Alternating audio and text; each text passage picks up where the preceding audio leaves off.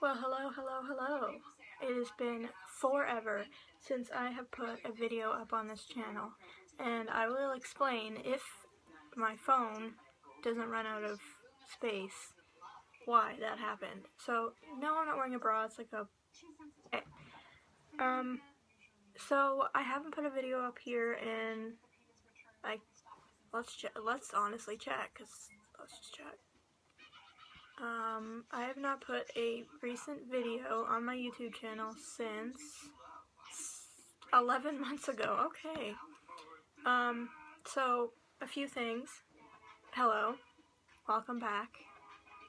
I'm sorry for my appearance. It is 11:30 at night and I woke up feeling kind of like stuffed up and crap, and that's my sister's fault.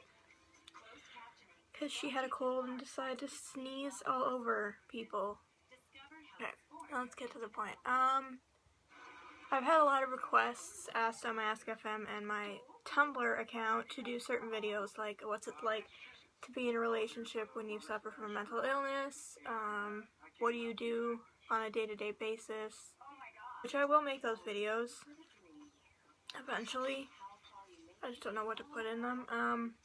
All I just want to update you guys with is, yes, my AskFM is still running, although there's lots of perverts or guys just come on there and ask me about sex positions, which is incredibly annoying. My Tumblr is open too for anonymous people, even though I had to shut it down to anonymous people for a while there because it was getting bad. I have not seen my therapist since June of last year. I can't really describe why. Camera cut out. No more storage space. I have to continue. The therapist thing. I don't know why I haven't seen her since June.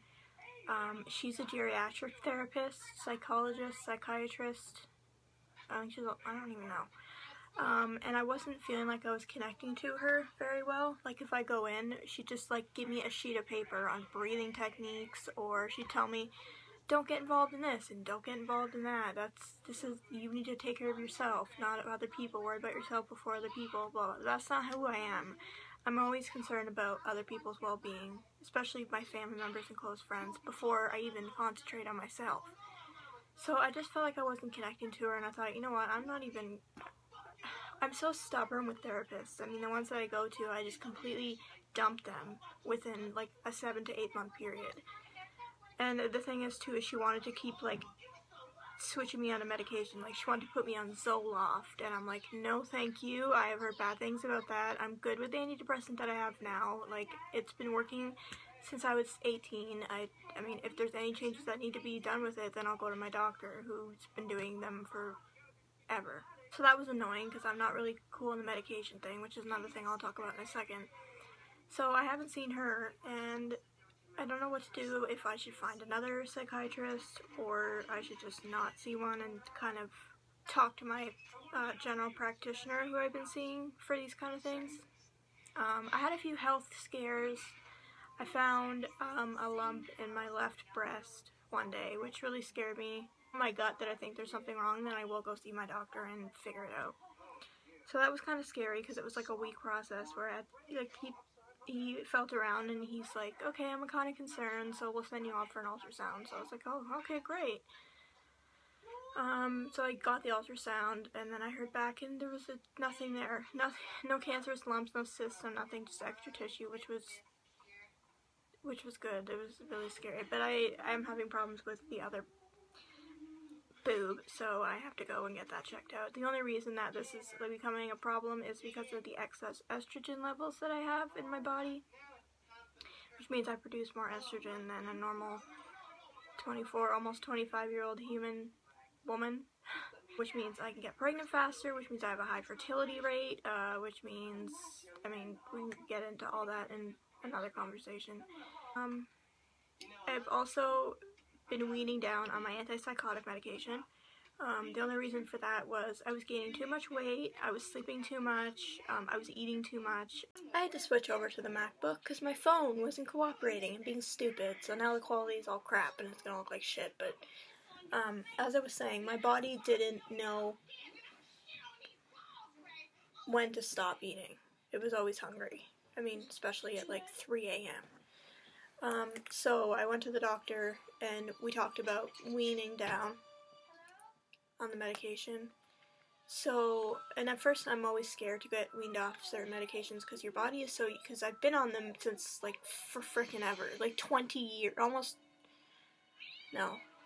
like 15 years. So, no, yeah, 15 years. So, body gets used to the chemical in your brain. So when you wean off of it, your brain's gonna be like, where's the thing I need to function?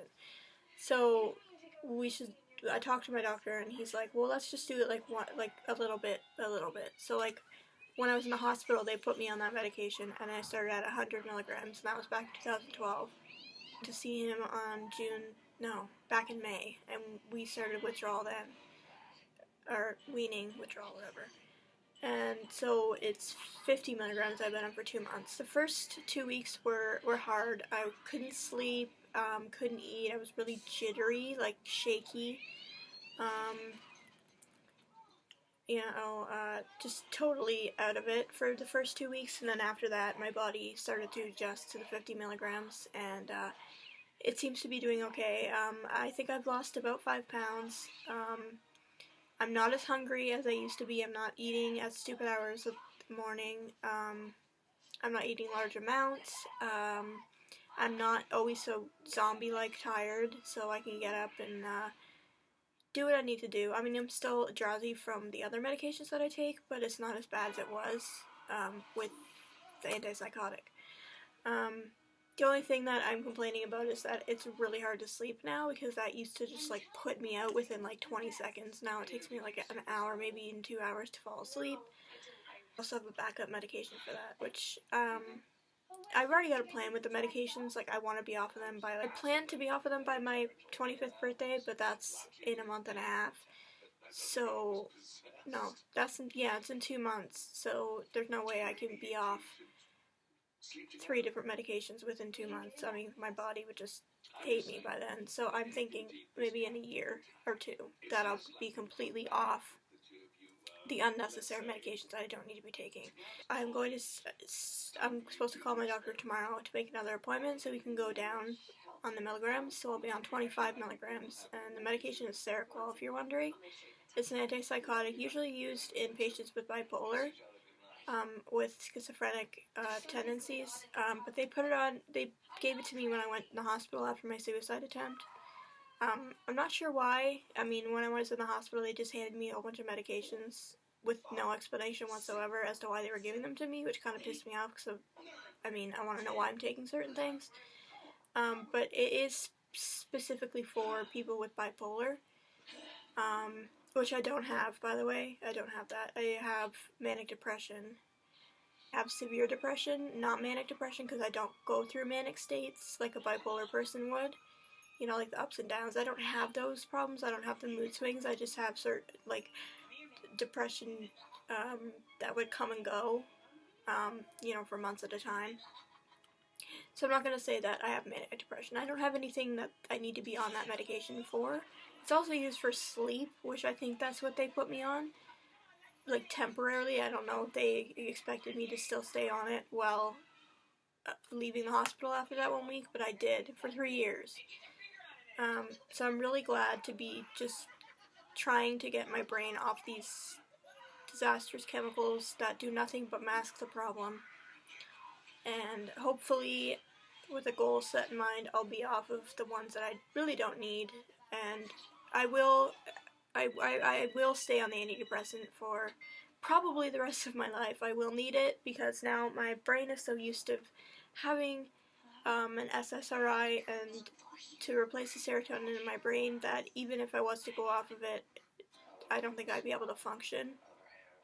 I think my anxiety and my depression my depressive states would be more closer together as to far apart during taking this medication, so I don't see myself going off of the antidepressant anytime soon in the near future. So it's July 23rd, and I haven't really been doing anything fun this summer. Still battling the social anxiety. I mean, I've gotten out a few times to go to the mall. Yesterday I went out with my sisters. That was fun. It's usually a lot more comfortable when I'm with people that I know and like where we're going, what we're doing, how long we're gonna be there. You know, when you have social anxiety, it's like, it's a scary thing. I mean, you don't want to be out in the open. You don't want to be in a public place because you're afraid that you're gonna do something wrong, or you're afraid that, you know, you're gonna see somebody from frickin' 8 years ago that you don't even talk to anymore.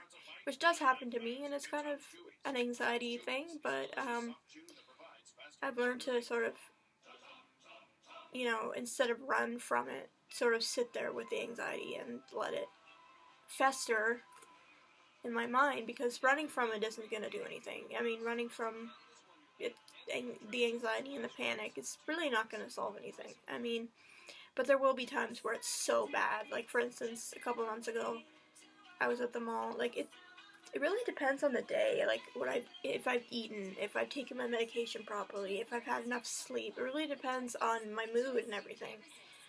Like at the mall, I was at the mall with my mom, my dad. My mom was getting a haircut, and I was gonna go.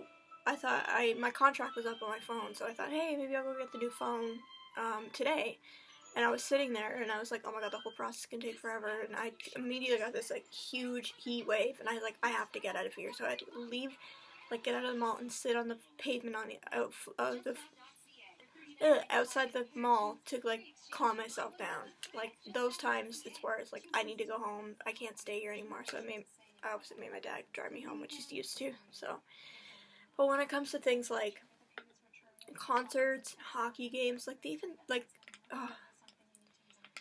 it's just like thinking about it. I mean, I was supposed to go to a hockey game a couple months ago, and I didn't end up going because we had to take the train, and the train is just, oh my god, I don't want to think about the train.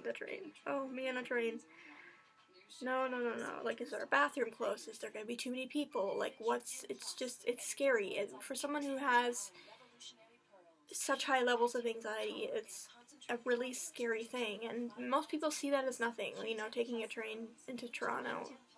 Most people see it as nothing, but it's like life-threatening to some people who have severe anxiety, or at least to me. I mean, it's scary. Been, you know, making goals, sometimes not really going through with them, sometimes procrastinating. You know what, I'm trying. I'm just gonna say I'm trying. That's all I'm doing, is I'm trying my hardest. My birthday, I will be 25 in September. That's a little scary to think about that I'll be halfway to 50. But I have come this far, so I mean, there's no stopping now. I mean, why not just keep going? Yesterday was my 365 days without self-harm. So that's cool. But I mean, I have had that accomplishment, but then relapsed. So hopefully that doesn't happen this time, and hopefully this sticks, and I end up going like 5 years without doing it. I mean, I do have an urge, you know. Almost all the time. Because it's such, if you've ever suffered from self-harm, most people with mental illnesses, it comes hand in hand. Not all cases, not all people do it, but with some people they do. And it was such a relief, it's such an outlet, but it's such a bad thing to do. Not only that, there's so much stigma to it. I mean, you're doing this for attention, you just want to... those people get me aggravated. I mean, you'll never get anybody, no matter how hard you try, you'll never get anybody to understand what's going through your head. And you can't blame people for that. I mean, it's been... for example, with my parents and even, you know, my siblings who have been around this whole thing, through the whole journey, through the hospital stays and the emergency rooms and the panic attacks, blah blah blah. They don't understand, and I don't expect them to. They're not in my brain, but they do understand to an extent. There's just some things that I just cannot do, and they can't make me feel responsible for that. But I also can't use my anxiety as an excuse or a crutch, you know, to lean on. That's not healthy. So I think that's why a lot of people get stigmatized about mental health. Is like they think that we're using it as an excuse when, you know, we say we can't come to your birthday party or we can't come to the bar tonight. I mean, it's not an excuse. It's generally scary for us to be invited to some big public outing. I mean, we need to know who's there. We need to know, how we're getting there, how long we're going to be there. Are we going to have access to this and that? It's something that our brains just cycle through. It's just what we're used to, and a habit that we have to break. I mean, you can have social anxiety and still manage to do certain things. I know a lot of people that are employed and still suffer from anxiety. I'm not employed. I am on disability. A lot of people already know that. I won't go into further details because it's really none of your business. I mean, people always ask me what I do with my money. I do what I'm supposed to do as told by the government to support myself. I'm 24 years old. I do not get support from my parents no more. I mean, there's a cutoff limit. I mean, I'm an adult. I know I still live at home, but this is stable for me right now. This is what I need right now. I mean, I don't think I am stable enough right in this time of my life to be out on my own. I mean, I don't know if I could handle being on my own, living on my own. So I'm okay with this. I mean, some people, when it comes to relationships, might not see it that way. They might see it as, I've had guys say, I can't be with someone who's not employed. And I'm like, well then, bye. I mean, there's nothing I can do about, my mental state. I mean, if you can't accept it, then, I mean, there's the door. It's open. I mean, I've learned that. I mean, I can't make people stay if they don't want to be in a situation with someone who is, not really all there, or still trying to figure their shit out, even at 24. So it's hard to make new relationships. It's hard to make new friendships. I mean, I haven't talked to a lot of people that I used to know when I wasn't so bad with the anxiety and stuff, but that's besides the point. I mean, I'm trying to work on me, but I try to fix, my, family issues and everything before I even look at myself, which is not I mean, it's just who I am and who I've always been. It's someone who is looking out for others before I look out for myself. And, I have to take time to look back and look at myself and where I am and what I'm doing and how I'm progressing, and give myself, a clap, a pat on the back sometimes for even accomplishing small things. So that's basically it. I don't know when I'll make a next video. If you even want to hear anything from me. I mean, there's not really much going on right now. I mean, I have doctor's appointments and then my birthday.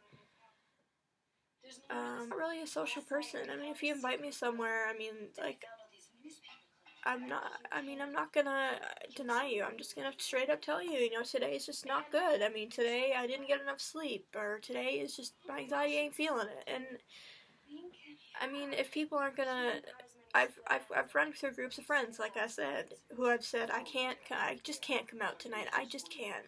I'm tired. And I'll say I'm tired, and they're like, oh, who cares? I mean, no, I'm not. I'm physically, I am mentally exhausted because I was up last night having multiple panic attacks. So I'm not going to make it to your party. I'm not going to make it to the bar, And they've cut me out of their life, and I've come to realize that people are going to do that. They're not going to stick around, and that's okay. I'm not going to punish myself for that, for not being good enough, because this is not my fault. This is a chemical imbalance. This is nothing I ever asked for, and nothing I would even wish on my worst enemy. If you're all struggling out there with anything, anxiety or shyness or, mental illness, I mean, just keep going. It's a long road, and there's going to be tough days where you just want to lay in bed under the covers, and trust me, I've done that. And you want to ignore everything. You don't want to interact with anybody, or, but you need to just even if you've been in bed for like 4 days, and you don't want to move, like, get up, stand up, look at your surroundings, like, open a window. If that's all you can do, great. If you manage to take a shower, awesome. Go climb back into bed. You've done that one thing, let's wait till tomorrow when tomorrow's a better day. I'm not a guru when it comes to this kind of stuff. It's just I've had so much experience with helping other people who have been through certain things like I have, and I've done so much research and I've educated myself, and because I've been to so many doctors and medications and even looking into the brain chemistry. I love learning about the chemistry of our brains and how they work. It's a passion of mine, and it's kind of sad that I never got to take that passion and do something good with it, like when I was in high school and I wanted to be a psychiatrist, or a mental health nurse, one who worked in a psychiatric ward in a hospital for people who were really sick and needed help. And unfortunately that didn't happen, but I am only 24, and I mean, I could go back to school. There are many opportunities for me, and I'm not done yet. And I just need to give myself that time to really sort of set back and think, okay, it's time to get our shit together. It's time to get, the ball rolling, so to speak. Give me any comments or message me on AskFM or Facebook, or if you know me, just contact me in any way. Let me know if this video helped you, if you want to see anything else. I'm always active on all my social media accounts, even though I don't want to be. I hate social media. I hate Facebook, because it's like a huge outlet, and people are like, you're too personal on there. Well, I'm like, well, then don't follow me. Don't read my stuff. Facebook, on the other hand, I hate. I do not like it. The only reason I'm on there is because I have joined several anxiety support groups, and I run one myself. So I kind of need to be active on there. I can't deactivate my account and run, But I'm going to cut this video off now, because it's like 20 minutes. So I don't know who's going to sit here and watch me speak for 20 minutes looking like a ratchet gutter rat is what I'm updating me with. I don't know what I'm going to talk about next. It is midnight, so I've been talking on here for half an hour, so that's cool. I'm sorry about the quality, I'm sorry about the way I look, but I wasn't really going to go through my expensive makeup drawer and put on makeup for a video that's probably going to be seen by like 3 people. Like I said, all social media's accounts are open. Ask me whatever you want. Please don't be rude. Please respect that I will not share certain things with you that I used to share before. And just be nice. It's too short of a life to not be nice. So thank you for watching this and sticking around for 25 minutes of me rambling about my life. My boring life. Alright, bye.